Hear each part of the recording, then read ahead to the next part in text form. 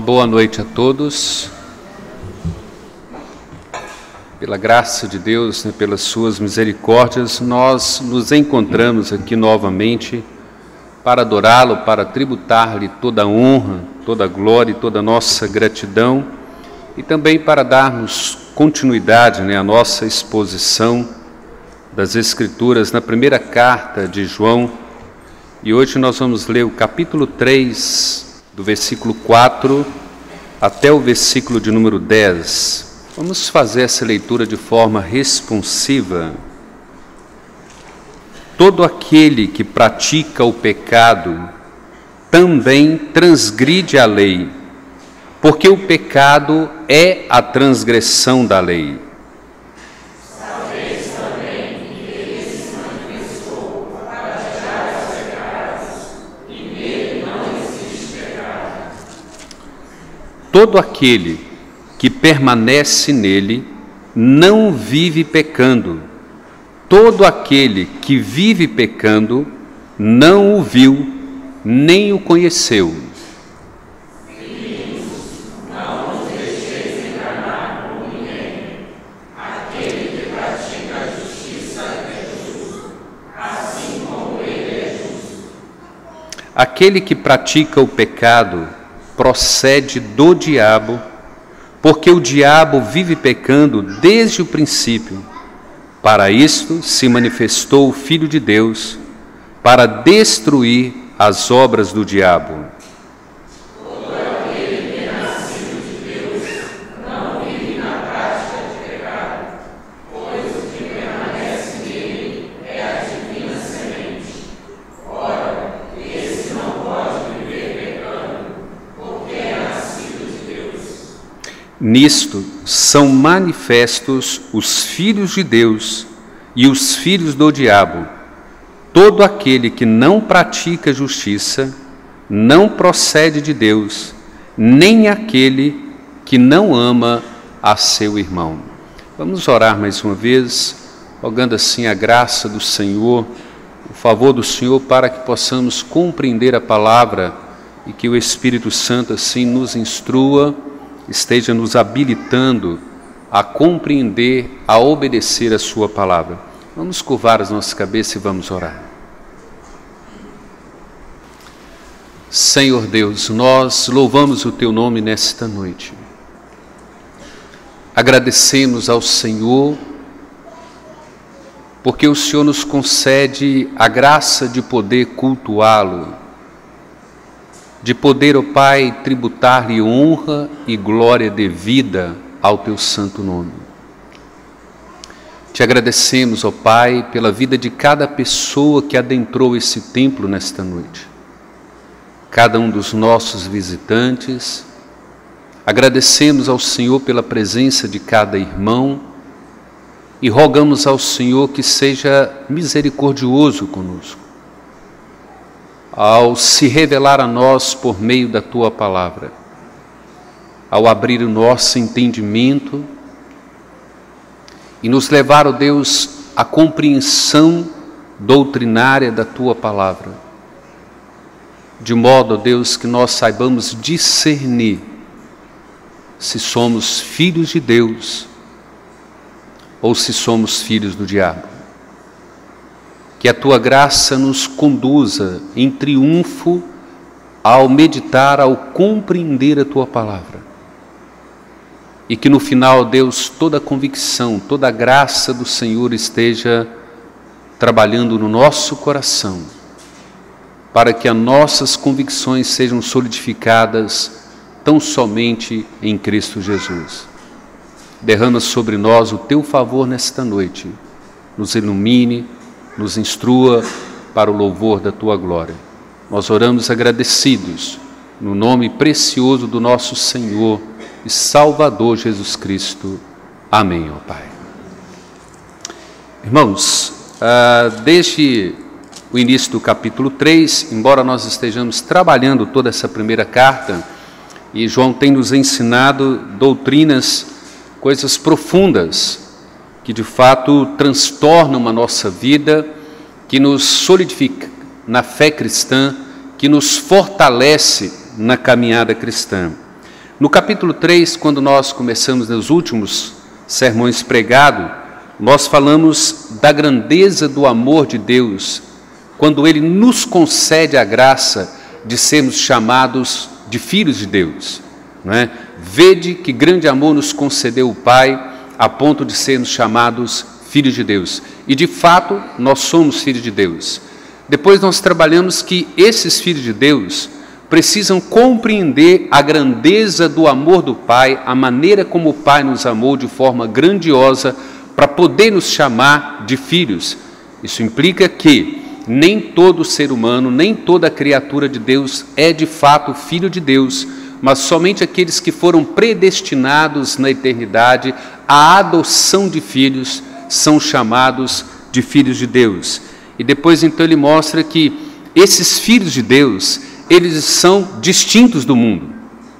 Eles não podem carregar as marcas que o mundo carrega, que o ímpio carrega, que o pecador não regenerado carrega. Ele é distinto do mundo e ele faz uma outra advertência. Aquele que anda no pecado não é filho de Deus, não é distinto do mundo e ele vive na prática do pecado, porque ele não conheceu a Deus. Então ele mostra que aqueles a quem o Pai ama, eles compreendem a grandeza do amor do Pai, eles conseguem perceber que são distintos do mundo, e eles conhecem esse Pai, e por isso eles não vivem na prática do pecado. E no penúltimo sermão nós trabalhamos sobre isso. Sendo filho de Deus, nós devemos crescer em santidade de vida.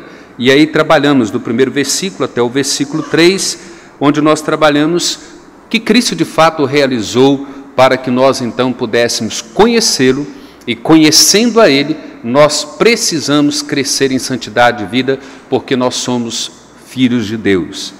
E hoje nós vamos trabalhar do versículo 4 até o versículo 10 com o seguinte tema: razões pelas quais um cristão não vive na prática do pecado. Observe, irmãos, que João é uma pessoa muito amável, João é uma pessoa muito dócil, João tem um coração muito grande, e ele trata, a igreja do Senhor, os eleitos, sempre com carinho, chamando filhinhos, filhinhos meus. Olha, Cristo fez isso por vocês, aquilo que eu ouvi, aquilo que eu contemplei com as minhas próprias mãos, o que meus olhos viram, meus ouvidos ouviram, eu comuniquei a vós outros para que vocês saibam e conheçam quem é esse Jesus. E conhecendo esse Jesus, vocês precisam entender que de fato vocês foram amados pelo Pai e que agora vocês têm o Filho, vocês creem no Filho, vocês são chamados de filhos e vocês agora vivem em santidade. Mas ao mesmo tempo agora ele passa a dizer com muita dureza: se você não é filho, se você não cresce em santidade, se você vive na prática do pecado, João diz curtamente, você é filho do diabo. Se você não cresce em santidade, se você não conhece esse Cristo, se você não anda em obediência a Ele, você é filho do diabo.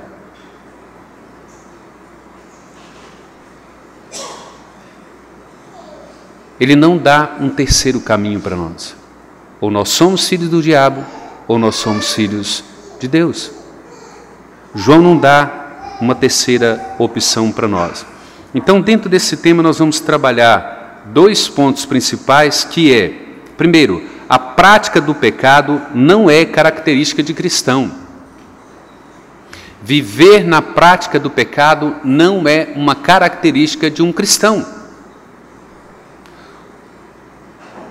Se Deus veio até nós e nos resgatou e nos regenerou e nos deu nova vida, Paulo, escrevendo 2 Coríntios 5,17, disse: olha, se assim alguém está em Cristo, ele é nova criatura, as coisas velhas já passaram e eis que tudo se fez novo.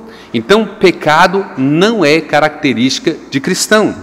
Segundo, Jesus Cristo se manifestou para destruir as obras do diabo. A razão pela qual Cristo veio a esse mundo é para destruir todo o projeto do diabo.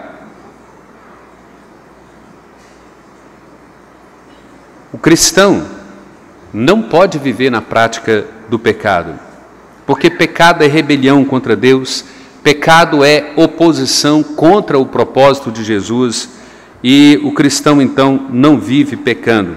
Por quê? Porque o pecado é coisa séria. Pecado é rebelião, é agressão, é afronta ao próprio Deus. Então, nós temos aqui as razões pelas quais o cristão não vive na prática do pecado. O que marca um cristão? Uma vida justa e uma vida de amor ao próximo. Isso é característica de cristão.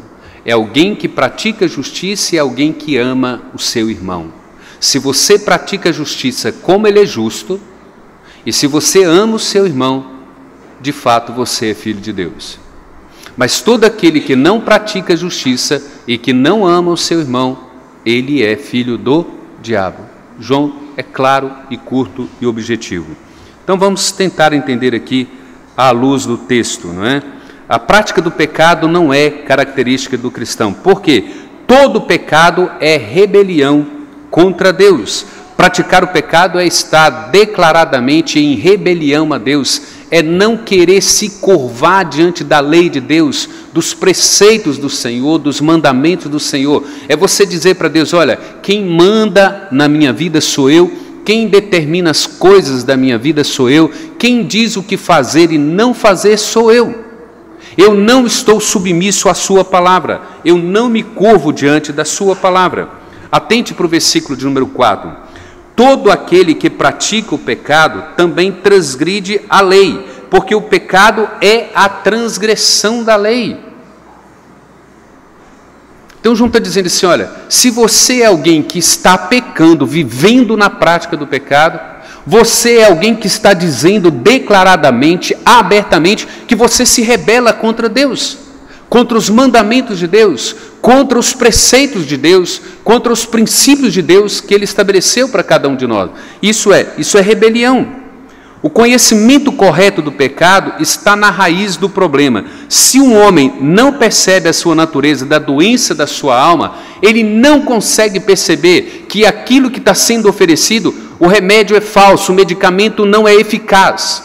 Por que muitos evangélicos dentro da igreja, de igrejas evangélicas, não são libertos do pecado, não são curados na essência, porque não conseguem perceber, não conseguem compreender que a natureza é pecaminosa, a nossa natureza é má, ela é escrava do pecado, e porque não querem observar e entender essas coisas, estão tomando medicamento errado, ineficaz. Nós falamos hoje pela manhã, as pessoas vêm para a igreja para cultuar a Deus e para glorificar a Deus, não porque Deus é Deus, não porque Deus nos libertou do império das trevas e nos transportou para o reino do Filho do seu amor. As pessoas vêm para a igreja cantar e adorar e cultuar a Deus porque Deus fez algo de maravilhoso na vida deles. Curou eles essa semana, deu um novo emprego, trouxe o filho de volta, levou você numa viagem e trouxe você de volta. Então nós temos razões para ir à igreja e agradecer a Deus, porque a nossa vida está ótima. Deus foi misericordioso e nos poupou de sofrimentos, de lágrimas, de tribulações e de provações. Por isso nós nos encontramos aqui. João diz assim: nós pecamos e transgredimos a lei de Deus, porque não conseguimos entender e perceber a natureza doente que nós temos por causa do pecado. E porque nós não temos uma percepção clara, qualquer medicamento que é oferecido nós tomamos. Não é? Na verdade, não é qualquer medicamento. Nós queremos tomar somente medicamento que é saboroso. Eu disse para a Rebeca que eu vou dar Dramin para ela amanhã de madrugada para a gente viajar. Se for aquele ruim, eu não quero, vou. Nós não queremos medicamento ruim. Ruim por quê? Aquele medicamento amargo, aquele medicamento que vai lá na ferida e mexe, que faz a dor, que faz provocar algo, que impacta você, que faz você mudar de vida, abandonar atitudes. João está dizendo assim, olha, Se um homem não percebe a natureza da sua doença na sua alma, ele não perceberá que os medicamentos tomados, oferecidos, são falsos e são imperfeitos. 3 observações aqui para a gente oferecer aos irmãos. Olha, primeiro, se não temos uma visão bíblica da seriedade do pecado, nós poderíamos perguntar assim: para que nós precisamos de um Salvador? Se você não tem uma visão bíblica, assim, a seriedade do pecado, o que é a transgressão de uma lei de Deus? O que é transgredir o mandamento de Deus?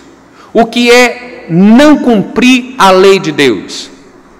Se você não percebe a seriedade disso, a gravidade disso, quando você se rebela contra os mandamentos de Deus, sabe, quando você mente descaradamente, quando você trata com indiferença, né, com muita naturalidade, quando você não é justo, quando você é parcial, quando você sonega, quando você não é honesto com a esposa, quando você não é honesto com o esposo, quando você não ama exatamente como você deveria amar, como a Bíblia prescreve que você deve amar, se você não vê isso como sério, como algo que afronta o ser de Deus, a pergunta é: para que nós precisamos de um Salvador? Porque ele vai dizer assim, olha, versículo 5: sabeis também que ele se manifestou para tirar os pecados, e nele não existe pecado. Para que Jesus veio ao mundo tirar o pecado, se eu não considero, se eu não repenso a seriedade do meu pecado contra Deus? A forma que eu me rebelo contra Deus, quando eu fico lá emburrado, quando eu sou impaciente, quando eu não sou longânimo, quando eu não sou benigno, quando eu não quero exercer perdão, quando eu não quero pedir perdão, se eu não trato essas coisas com seriedade, eu não encaro o pecado com seriedade, para que Jesus teve que vir a esse mundo? Observem outra coisa: se nossa necessidade é apenas ter uma vida melhor, uma autoestima, para que Jesus, gente? Qual a razão de Jesus ter vindo ao mundo? Para nos dar uma vida melhor? Para levantar a nossa autoestima? As pessoas ainda não conseguem compreender a razão primária pela qual Cristo veio ao mundo. A gente pergunta para a igreja assim: a razão primária pela qual Cristo veio à igreja, ou veio ao mundo? Para salvar pecadores. Sim, mas essa não é a razão primária. A razão primária é: ele veio para salvar pecadores, resgatá-los do império das trevas, para transformá-los e conformá-los à imagem e semelhança do seu Filho, que é o próprio Jesus. Jesus é oferecido pelo Pai, vir ao mundo, se tornar homem, entrar no império das trevas e resgatar os seus eleitos, tirá-los do império das trevas e transportar para o seu reino, para conformá-los, para moldá-los, para restaurá-los, para que eles se tornem semelhantes ao próprio Jesus Cristo. Então por aí nós precisamos pensar, olha, o pecado, a desobediência, a rebelião, a transgressão da lei de Deus, isso é sério. Isso é agressão a Deus, isso é afronta ao ser de Deus. Por isso é que o cristão não pode ter o pecado como característica na vida dele. Não pode. Segundo ponto, dentro desse primeiro ponto, olha, todo pecado é oposição ao propósito de Deus. João diz que Jesus tirou ou apareceu para tirar o pecado do mundo. Quando ele é visto por um dos seus discípulos no Evangelho de João, primeiro capítulo, ele disse: eis o Cordeiro de Deus que tira o pecado do mundo. Jesus veio para isso. Olha o versículo 5: sabeis também que ele se manifestou para tirar os pecados do mundo, e nele não existe pecado. Preste atenção nisso. Jesus é o Cordeiro de Deus que tira o pecado do mundo, porque ele é o único que não tem pecado. Ele é o único que pode ser uma oferta no altar do Senhor, que pode satisfazer a justiça de Deus, que pode satisfazer a santidade de Deus, que pode pagar toda a nossa dívida, que pode quitar e nos limpar de toda a culpa, nos resgatando assim para o Pai. Ele está dizendo, só esse Jesus. Cristo não veio apenas para nos dar ensinamentos morais, éticos. A razão principal foi tirar os pecados. Ele veio sofrer a penalidade que nós merecíamos, porque ele tem um objetivo, uma finalidade. Nós falamos isso hoje pela manhã, irmãos. Quando nós pegamos o texto de Colossenses 1,13, quando diz assim, e Ele nos libertou do império das trevas, e Ele nos transportou para o reino do Filho do seu amor, para que cumprisse Romanos 8, 28 e 29, e sabemos que todas as coisas cooperam para o bem daqueles que amam a Deus, segundo o chamado do seu propósito, porque Ele nos predestinou para filhos, para sermos a imagem do seu Filho Jesus Cristo. Como que um cristão pode viver em pecado? Isso é oposição a tudo que Jesus veio fazer por nós. Ele veio nos resgatar do império das trevas, da escravidão do pecado, para nos moldar e nos conformar à sua imagem e semelhança. Como que um cristão pode viver na prática do pecado? Como o cristão pode fazer do pecado algo habitual na sua vida? Não pode, isso não é possível. A única maneira de Jesus fazer isso por nós, ele teria que ser completamente sem pecado, santo, justo, para ele levar sobre o seu corpo no madeiro todas as nossas transgressões, todas as nossas iniquidades. E Jesus veio então para adentrar o império das trevas e realizar essa grande obra por você e por mim. Se você conhece essas verdades, a conclusão que João diz aqui é que um cristão não vive na prática do pecado. Atente para o versículo de número 6 e versículo de número 7. Ele vai dizer assim, olha, todo aquele que permanece nele não vive pecando. É como se João tivesse, olha, todo aquele que Jesus foi lá no império das trevas e o tirou de lá e o transportou para o reino do seu amor e o regenerou, deu nova vida, fez dele uma nova criatura, ele não pode viver pecando. É isso que ele está dizendo, olha, todo aquele que permanece nele não vive pecando. Todo aquele que vive pecando não viu e não conheceu.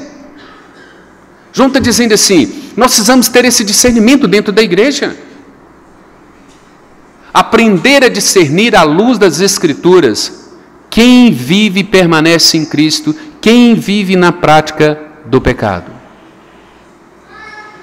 Olha, se você vive na prática do pecado, João está dizendo assim, olha, você não o viu e você não o conheceu. O versículo 7 ele diz mais, olha, filhinhos, não vos deixeis enganar por ninguém. Aquele que pratica justiça é justo, assim como ele é justo. E aí, irmãos, se nós tivéssemos um tempo maior para trabalhar essa ideia da justiça, se de fato nós somos justos, se nós agimos com justiça, vejam bem, como que um cristão regenerado, tirado do império das trevas, transportado para o reino de Cristo, como ele é capaz de tratar um outro cristão com indiferença? Desprezá-lo. Que tipo de justiça é essa que está sendo praticada? Ele não é justo, ele não trata o irmão dele, comprado pelo mesmo sangue que ele, com justiça, ele o trata com indiferença. Sabe uma coisa simples que às vezes nós fazemos, que é injustiça? Nós somos orgulhosos e fazemos separações entre pessoas, acepção de pessoas. Eu não me misturo com tal. Eu não me assento com fulano. É meu irmão em Cristo, gosto muito, tá? Mas não sento com ele. Com ele não. No mesmo banco, na mesma ala, isso é impossível. Isso é injustiça. Sabe quando você passa na porta, você curva a porta para que ele não te veja, você vira as costas e sai para que ele não te perceba, e essas coisas acontecem dentro da igreja? Isso é injustiça. Você não é justo como Jesus é justo. Jesus nunca deu as costas para ninguém. Jesus nunca fez acepção de pessoas, mesmo sabendo quem era. Ele nunca tratou Judas com indiferença, mesmo sabendo que Pedro ia negá-lo 3 vezes. Ele nunca tratou Pedro com indiferença, por questão de justiça, de amor. Então nós poderíamos ir trabalhando essa ideia de injustiça. Todo aquele que vive em pecado não está em Cristo, não viu e não conheceu. Aquele que pratica justiça é justo, assim como ele também é justo. E isso é marca, é evidência de um verdadeiro cristão. A prática do pecado não é característica de cristão. Nós temos que repensar isso, irmãos. Se alguém vive em pecado, isso mostra que ele não viu Jesus, não conheceu Jesus como Senhor, não conhece como Salvador.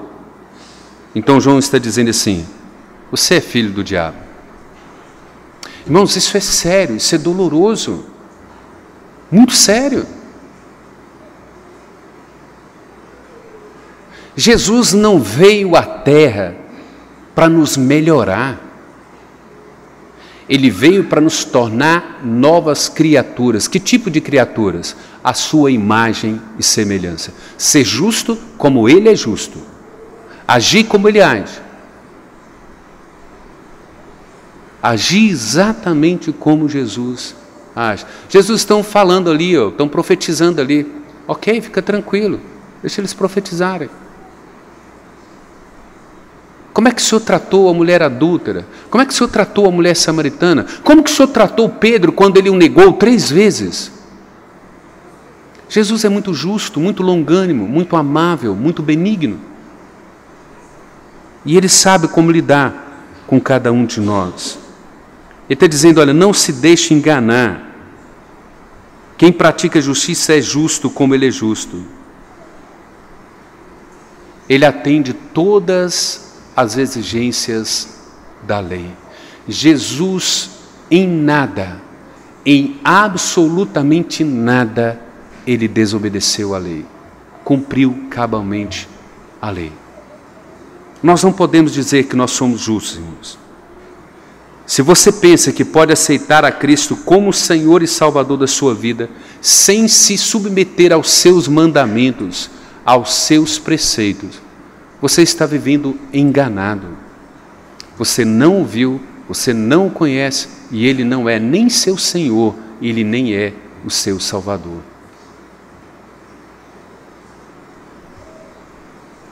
O cristão tem razões para não viver na prática do pecado. Segundo ponto, João diz assim, olha, Jesus Cristo se manifestou para destruir as obras do diabo. Olha o versículo de número 4, ele afirma que o pecado é sério, não é? Todo aquele que pratica o pecado também transgride a lei, porque o pecado é a transgressão da lei. Ele falou, olha, isso é transgressão, isso é rebeldia, é rebelião para com Deus. Agora olhe para o versículo de número 8. Aquele que pratica o pecado procede do diabo, porque o diabo vive pecando desde o princípio.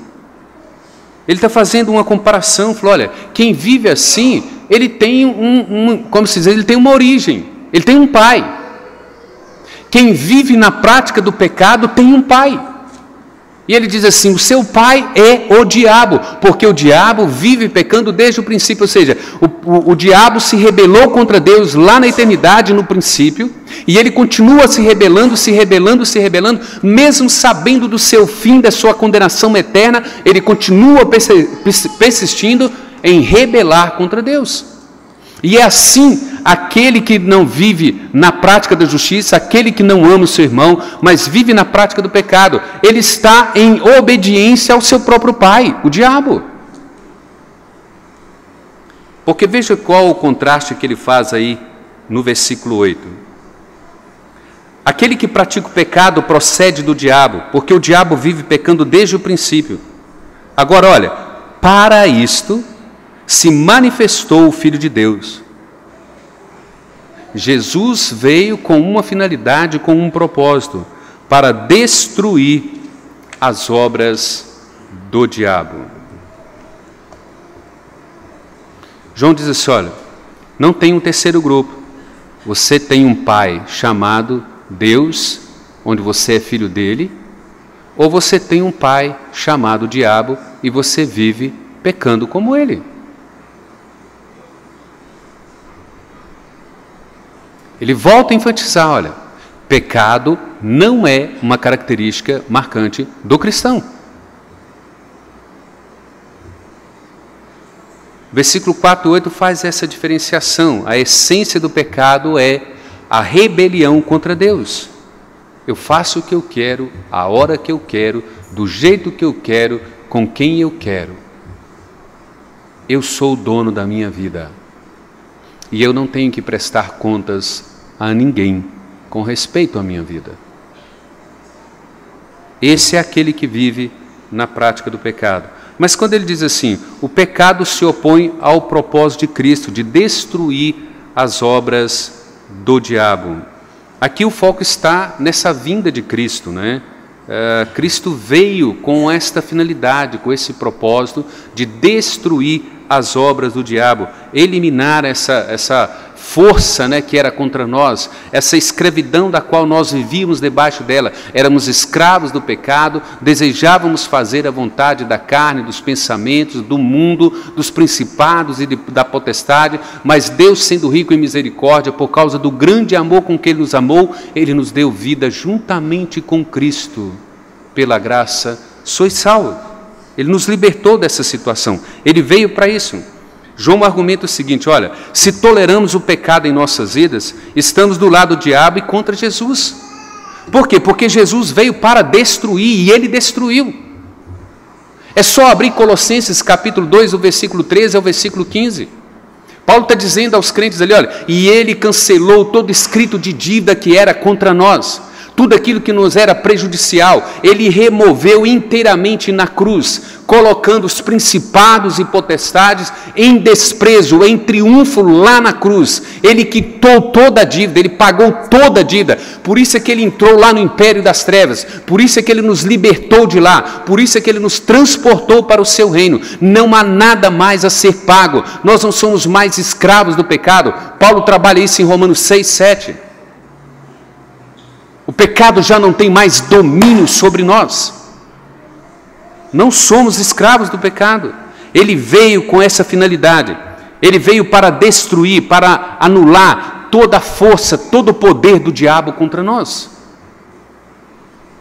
E ele triunfou sobre ele. Paulo diz isso muito claro.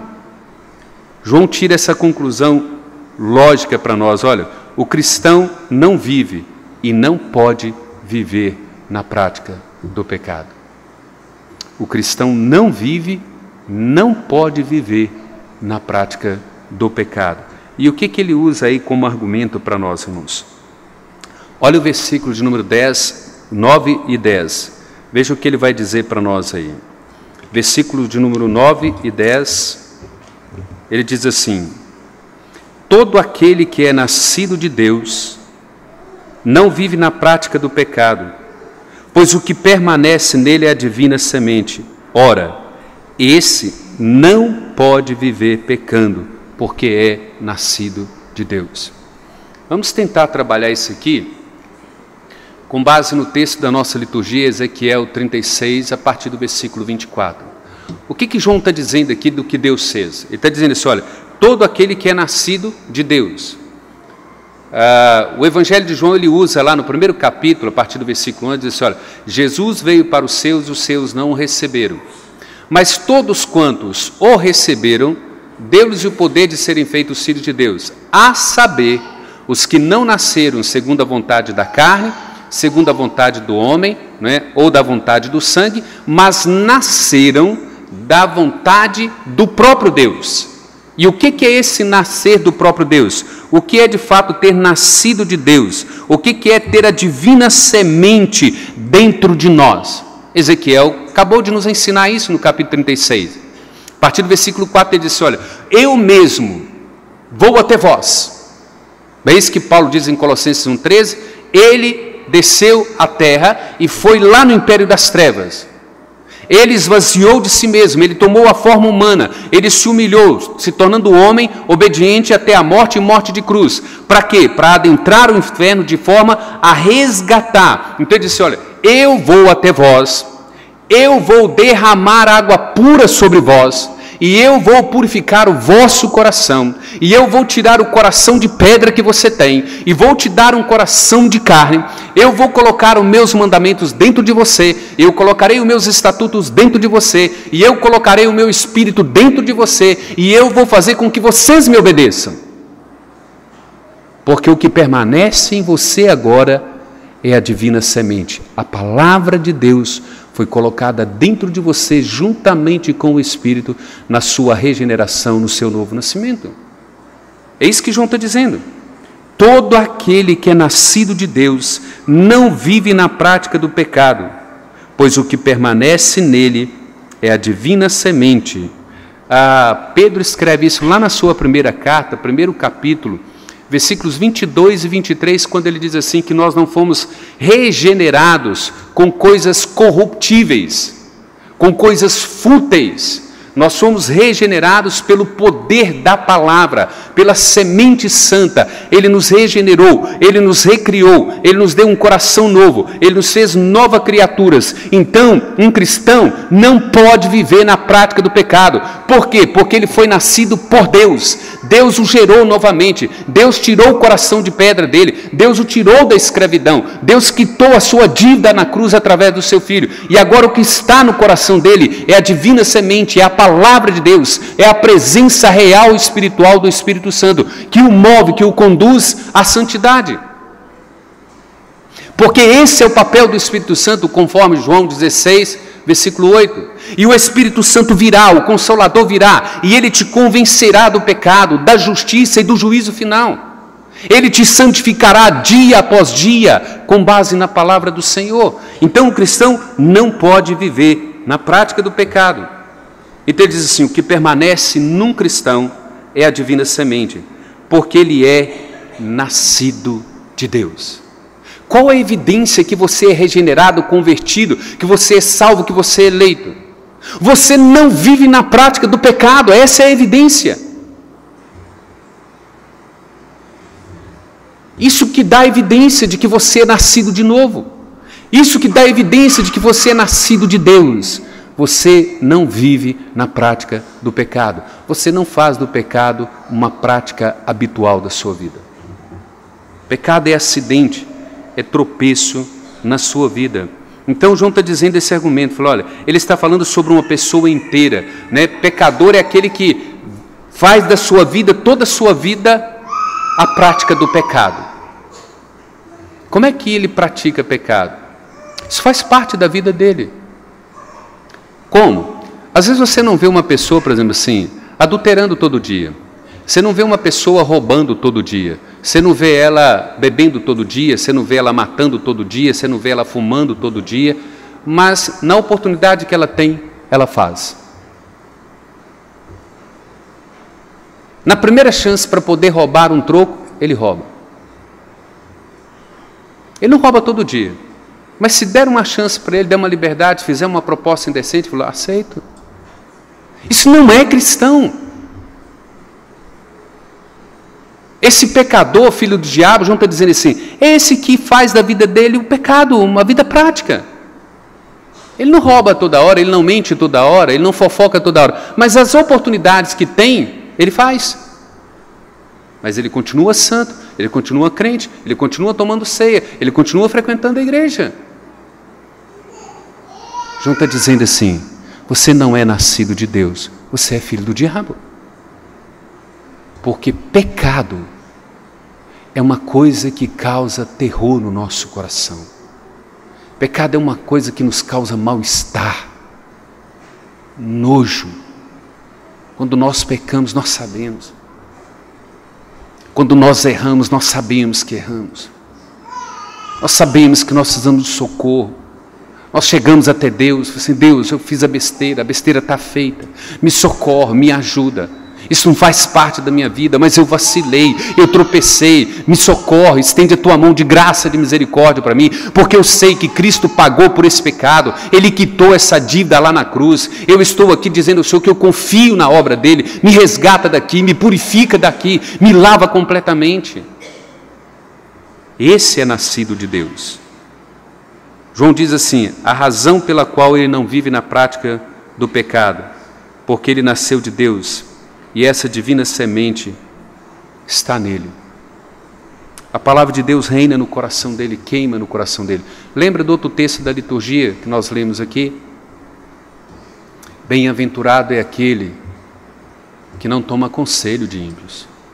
Bem-aventurado é aquele que não se assenta na roda dos escarnecedores, né? Não se detém no caminho de pecadores. Qual que é o prazer dele? Meu prazer é a lei do Senhor, e nessa lei eu medito nela dia e noite. Esse é o prazer dessa pessoa nascida de novo, que não vive na prática do pecado. E é interessante que ele fecha esse quadro, irmãos, com o versículo 10, dizendo assim: olha, os filhos de Deus, os filhos dos diabos são distintos, são bem distinguidos por João pela prática da justiça e do amor. Ele diz assim: é fácil, é fácil. Olha o versículo 10, ele diz: olha, nisto, ele falou, como que você percebe, como que você consegue discernir? Ele diz assim: olha, nisto são manifestos os filhos de Deus e os filhos do diabo. O que não pratica justiça não procede de Deus, e nem aquele que não ama seu irmão. Pastor, eu amo meu irmão, só não consigo me assentar com ele mais.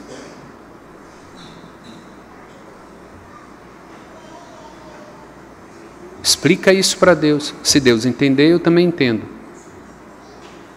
Tenta convencer Deus. Deus, eu amo meu irmão, só não consigo mais me assentar com ele. É intragável, insuportável. Convença ele disso. Aí você pergunta assim: mas cadê a injustiça?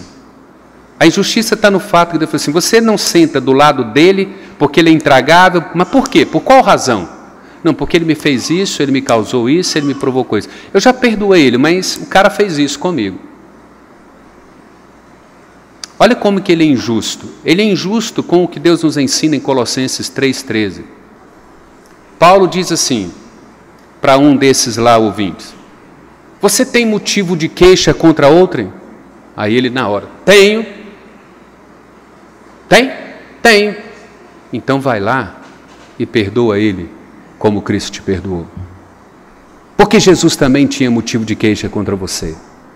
Ele te lançaria ao inferno, ele derramaria a sua ira sobre você. Contudo, ele decidiu exercer misericórdia e conceder a você aquilo que você não merecia, mas aquilo que você carecia. A graça e o favor dele. Faça o mesmo. Isso é justiça. Perdoar aquele que eu não quero sentar do lado dele. Perdoar aquele que eu não quero mais cumprimentá-lo, que eu não quero mais ver o rosto dele. Perdoá-lo, reconciliar com ele e viver em plena paz, de justiça e amor, porque eu sou filho de Deus e eu não vivo na prática do pecado. Então, irmãos, João conclui dizendo assim: nisto os filhos de Deus e os filhos do diabo são óbvios. Quem não pratica a justiça não é de Deus, nem quem não ama a seu irmão. E o versículo 7 ele diz assim: olha, não se deixe enganar. É fácil dizer que você ama a Deus, que você crê em Jesus Cristo, mas eu quero ver você exercer justiça, amar o irmão, obedecer os mandamentos e viver para a glória do Senhor, abandonando a prática do pecado. Falar que crê em Jesus, professar a fé em Jesus, ser batizado, isso é muito simples, muito fácil de ser feito. O difícil é amar, o difícil é ser justo, o difícil é nos curvar diante da lei e dos mandamentos de Deus. A verdadeira justiça inclui amor ao irmão, perdão, reconciliação, paz e glórias ao nome de Deus. Essa é a palavra de João a nós, irmãos.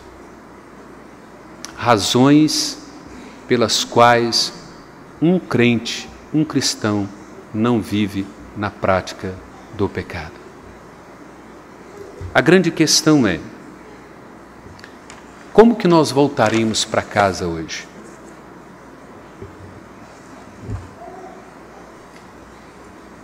Como filhos de Deus? Como filhos do diabo?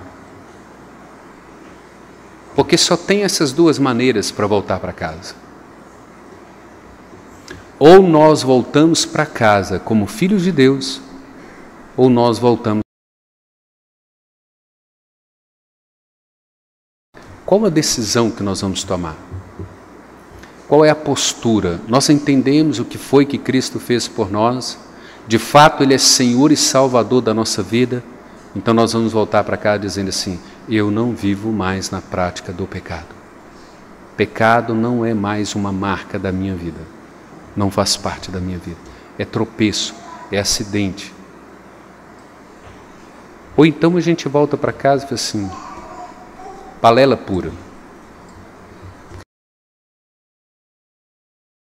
Volto para casa exatamente como eu quero, exatamente como eu penso, e vou viver a minha vida. Vamos curvar as nossas cabeças e vamos orar.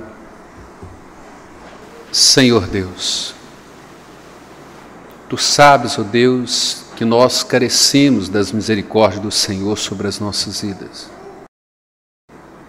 Sabemos, ó Pai, que toda e qualquer decisão nossa precisa ser movido pela Tua graça, pelo Teu favor. Portanto, ó Deus, opera no nosso coração de forma graciosa, de forma generosa, compassiva, longânima. Abra o nosso entendimento, abra os nossos olhos, para que possamos experimentar, ó Deus, o Teu favor em nossas vidas.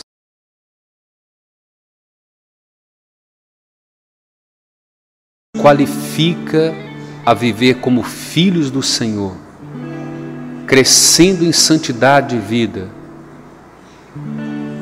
e não viver na prática do pecado, buscando a Tua glória, buscando, ó Deus, louvar e exaltar o Teu santo nome com toda a nossa vida, com todo o nosso ser. E tenha compaixão, Deus, se porventura alguém ainda se mantém endurecido, tenha compaixão dessa vida. Opera com a Tua graça, Pai. Nós Te suplicamos e Te agradecemos, no nome precioso do nosso Senhor e Salvador Jesus Cristo. Amém, ó Pai. E que a graça de nosso Senhor e Salvador Jesus Cristo, que o amor do nosso Deus eterno e poderoso Pai, que a comunhão e a consolação do Espírito Santo seja com todos vós,